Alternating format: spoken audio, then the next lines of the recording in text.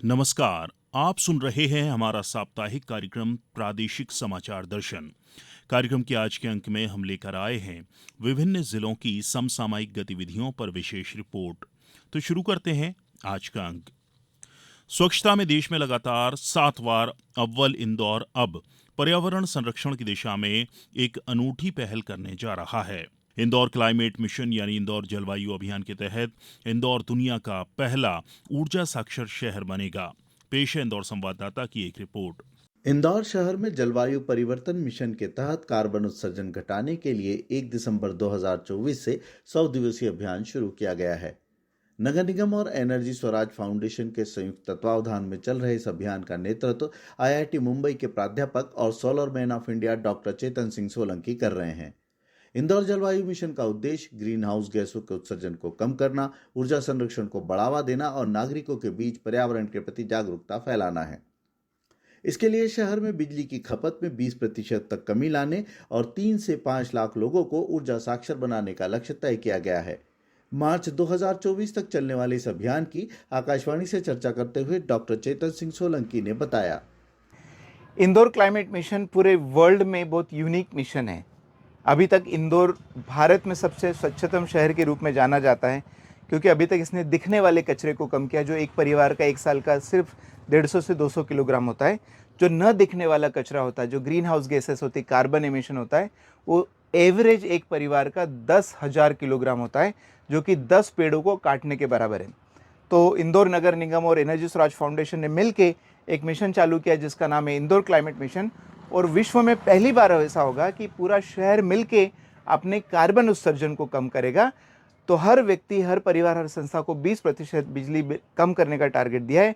और यदि ऐसे करेंगे तो एक साल में करीब 20 से 22 करोड़ किलोग्राम कार्बन एमिशन बचेगा और इंदौर विश्व में नंबर 1 कहलाएगा। इंदौर नगर निगम महापौर पुष्यमित्र भार्गव ने आकाशवाणी से चर्चा में कहा कि यह पहली बार है जब इतने बड़े पैमाने पर कार्बन उत्सर्जन कम करने के प्रयास किए जा रहे हैं। देश के सबसे स्वच्छ शहर को अब दुनिया का नंबर 1 शहर बनाने का अभियान शुरू हुआ है, जो है इंदौर क्लाइमेट मिशन। हम सब मिलकर नहीं दिखने वाले कचरे को खत्म करेंगे और इंदौर के बिजली के बिल को 100 दिन में 20% कम करने का प्रयास करेंगे। यह होगा हमारे अपने इंदौर के लिए, इंदौर को दुनिया में नंबर 1 बनाने के लिए अनूठा प्रयास।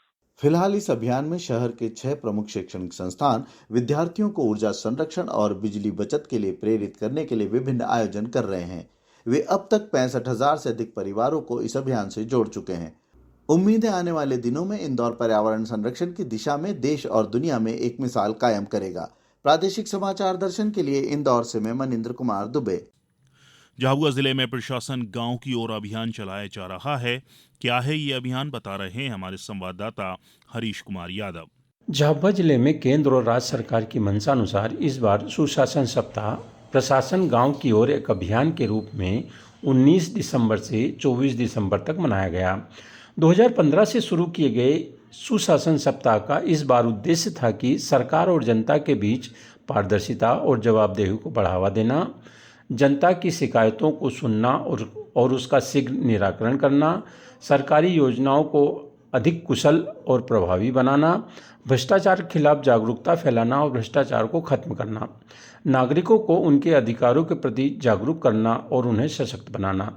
झाबुआ जिले में सुशासन सप्ताह ग्रामीण अंचलों और शहरी क्षेत्रों में शिविर के माध्यम से आवेदन प्राप्त कर और अन्य माध्यम से प्राप्त आवेदनों का जिला प्रशासन ने बड़ी ही तत्परता से निराकरण किया। प्रादेशिक समाचार दर्शन के लिए झाबुआ से मैं हरीश कुमार यादव। खरगोन जिले में मुख्यमंत्री जन कल्याण अभियान को लेकर आयोजित हो रहे शिविर पात्रों को शासकीय योजनाओं का लाभ देने के लिए सार्थक साबित हो रहे हैं। और जानकारी दे रहे हैं हमारे संवाददाता आशुतोष पुरोहित। खरगोन जिले में मुख्यमंत्री जन कल्याण अभियान को लेकर आयोजित हो रहे शिविर जिले में समस्त पात्र हितग्राहियों को शासन की समस्त योजनाओं का लाभ दिलाने के लिए सार्थक साबित हो रहे हैं। अभियान के तहत सरकार की महत्वाकांक्षी 63 योजनाओं के बारे में पात्र हितग्राहियों से आवेदन प्राप्त किए जा रहे हैं। खास बात यह है कि सर्वे में जो आवेदन देने आ रहे हैं उन्हीं तक सीमित न रखते हुए प्रत्येक घर तक पहुंचकर प्रशासन के जवाबदार जो पात्र हैं उनका आवेदन प्राप्त कर रहे हैं। अभी तक जिले में लगे शिविरों में 20,539 आवेदन प्राप्त हुए, जिसमें से 14,601 प्रकरणों का निराकरण किया गया है और 5580 प्रकरण पर कार्रवाई प्रचलित है। मुख्यमंत्री जन कल्याण अभियान के तहत 11 दिसंबर से 26 जनवरी तक खरगोन जिले में भी शिविरों के माध्यम से 26 जनवरी तक आवेदन लेकर शासकीय जवाबदार अमले को प्रकरण का निराकरण करना है। कलेक्टर कर्मवीर शर्मा ने जिले के प्रत्येक ग्राम पंचायत में और शहरी वार्ड में लग रहे मुख्यमंत्री जन कल्याण शिविरों की पिछले दिनों समीक्षा की। कलेक्टर ने कहा कि शासन की महत्वाकांक्षी अभियान में कोई भी लापरवाही और कोताही बर्दाश्त नहीं की जाएगी। 26 जनवरी के बाद भी जिले में कोई पात्र हितग्राही किसी योजना से वंचित रहता है तो संबंधित शिविर प्रभारी एवं सेक्टर अधिकारी जवाबदार होंगे। सभी सेक्टर अधिकारी एवं जिला अधिकारियों को प्रमाण पत्र देना होगा कि कोई भी पात्र हितग्राही जिले में शेष नहीं है। खास बात यह है कि खरगोन जिले में लग रहे मुख्यमंत्री जन कल्याण शिविरों में किसानों की फार्मर आईडी बनाने को प्रशासन ने फोकस में रखा है। बाकायदा किसानों से कलेक्टर किसान फार्मर आईडी बनाने की अपील कर रहे हैं। हमारे साथ मौजूद हैं खरगोन कलेक्टर कर्मवीर शर्मा। 11 तारीख से लेकर 26 जनवरी तक विशेष अभियान चलकर मुख्यमंत्री जन कल्याण शिविर आयोजित किए जा रहे हैं। इसी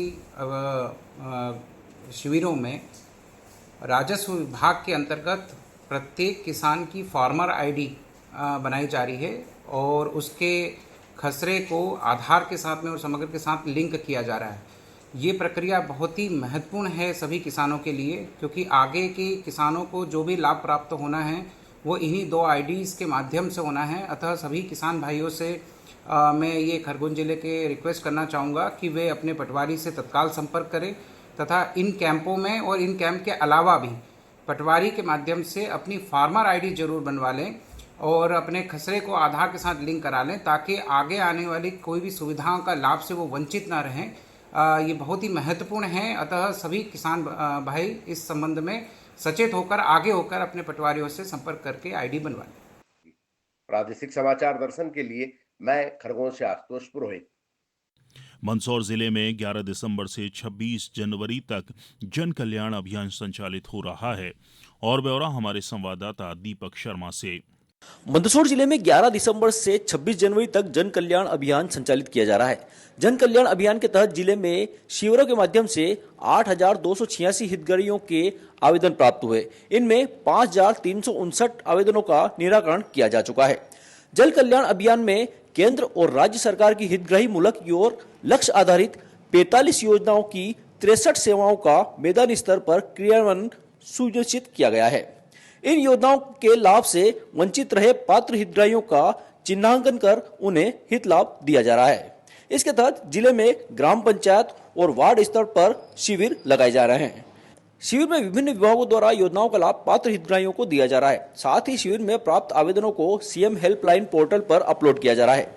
शिविर लगाने के एक दिन पहले गांव में घर घर जाकर दल द्वारा सूचना दी जा रही है। ग्राम पंचायत स्तर और वार्ड स्तर पर गठित दलों द्वारा शिविर और योजनाओं का लाभ लेने के लिए आवश्यक दस्तावेजों की जानकारी हितग्राहियों को दी जा रही है। प्रादेशिक समाचार दर्शन के लिए मंदसौर से दीपक शर्मा। मंडला जिला मुख्यालय पर पिछले दिनों अपराधों की विवेचना और निराकरण विषय पर एक कार्यशाला का आयोजन किया गया और ब्यौरा हमारे संवाददाता शशांक चौबे से। पुलिस नियंत्रण कक्ष मंडला में अपराधों की विवेचना एवं निराकरण विषय में एक दिवसीय प्रशिक्षण कार्यशाला का आयोजन किया गया।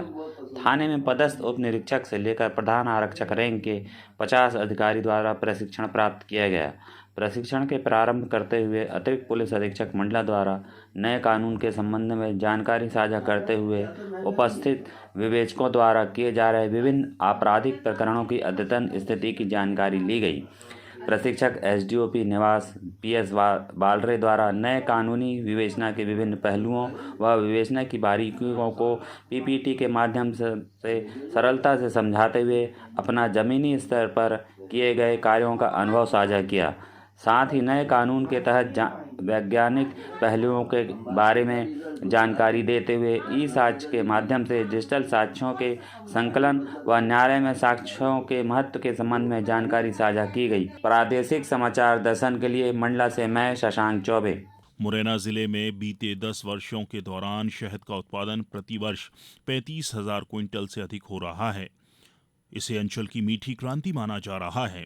और जानकारी दे रहे हैं हमारे संवाददाता उपेंद्र गौतम। चंबल अंचल के मुख्यालय मुरैना जिले में बीते 10 वर्षों के दौरान शहद का उत्पादन प्रतिवर्ष 35,000 कुंतल से अधिक हो गया है। इसे अंचल की मीठी क्रांति माना जा रहा है।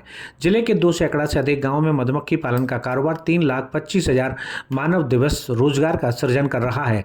एक वर्ष में 50 करोड़ रुपए से अधिक के व्यवसाय में ग्रामीण युवाओं के अलावा खादी ग्रामोद्योग आजीविका मिशन के 350 से अधिक समूह सदस्य परिवार जुड़ चुके हैं। इन गाँवों में मधुमक्खी पालन की वृद्धि का ही परिणाम है कि इस कार्य को करने वाले युवाओं के पास 3 से 5,000 मधुमक्खी कॉलोनी है। मुरैना जिले का वातावरण मधुमक्खी पालन के अनुरूप होने के कारण कुछ ही वर्षों में शहद का कारोबार अंचल से निकलकर मल्टीनेशनल कंपनियों तक पहुंच गया है।